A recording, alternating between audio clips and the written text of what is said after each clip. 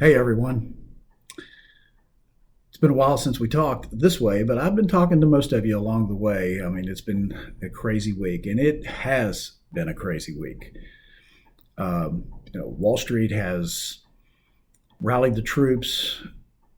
These 11 banks, major banks, have rallied the troops around First Republic and given them $30 billion worth of deposits to meet their regulatory issues. And but the problem is not one of the problems that existed before this SVB failure and Silvergate and First Republic and now Credit Suisse has gone away. I mean, the problem is still there. Emergency liquidity is still an emergency, and it's going to be there. So we're going to still hear and see, in my opinion, more failures, which is going to drive more volatility in the markets. But there are three ways to capitalize, in my opinion, how we're going to capitalize on this chaos. One is our hedges are going up. Blast your shields up, first and foremost. So if things start to fall even further, we're going to take advantage of that. And we've had small positions before that have been helping with the hedging process. Two, we will not take any speculative trades. We're not doing any tactical speculating or anything like that. And three, we're going to play offense. You've got to play offense on your core investment holdings that we want to hold. Even if they go further down, we still have to play offense. Now, as nuts and as crazy as that sounds, and as crazy as the world is right now, and I got to say this, I just heard from one of you out there, and I just had to laugh when I saw it because I loved it. A client texted me and said, what about these couple of banks here? What do you think? And he said, this whole thing has my BS meter basically going off the charts, and it should.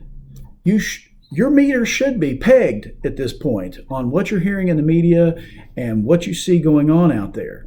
So that's a good thing. But as nuts as the world is right now, there is still a silver lining. And let me tell you why I say that. It's because the markets right now are all about psychology at the moment. The underlying fundamentals are a lot better than you really think for those specific companies that we want and that we want to focus on here. Even though the market's tailspin, makes it easy to think otherwise. But there is a difference between investors and retirees versus speculators, and we are not. Investors can handle a few hundred points to the downside, no problem, thanks to good stock selection, the right tactics, prudent portfolio strategies based on your specific situation. Speculators can't, and we're not speculators here. And the irony couldn't even be more extreme at this point in time. Most investors focus on the downside because they don't want to lose on the down days, when really the more expensive proposition for you and I as an investor to grow our nest egg is really foregoing upside opportunity. You're going to start seeing, at some point in time, you're going to start seeing people just go back in, and they're going to go crazy, and it's that fear of missing out. But more than these big drops every so often, the more expensive proposition to me is missing the opportunity and foregoing all of the upside opportunity. And I really call this the Tempelton moment. This is your and my Tempelton moment. And if you don't know what I'm talking about, I'll explain that to you in a second. But there is no doubt in my mind that history will clearly show the opportunity that you and I have right now to buy some specific companies, to focus on the ones we have and we want more of at bargain basement prices, just like Sir John Templeton did back in 1939 on the eve of World War II. And this is why I call it the Templeton moment. So if you're not familiar with it, you need to make yourself familiar with it. Here it is. In 1939, on the eve of World War II, when the world was going right down the tubes, Templeton borrowed $10,000 to buy shares in every company trading on the New York Stock Exchange at the time. That was under $1. There was 104 companies in all, including 34 of them that just went bankrupt. A few years later, he banked huge gains on all but 4 of those positions when he sold them. Now, Templeton would go on to refine this investing approach over the years, but he never failed to build extraordinarily profitable positions based on just the very simple premise of buying into points of maximum pessimism. Sound familiar right now? Maximum pessimism.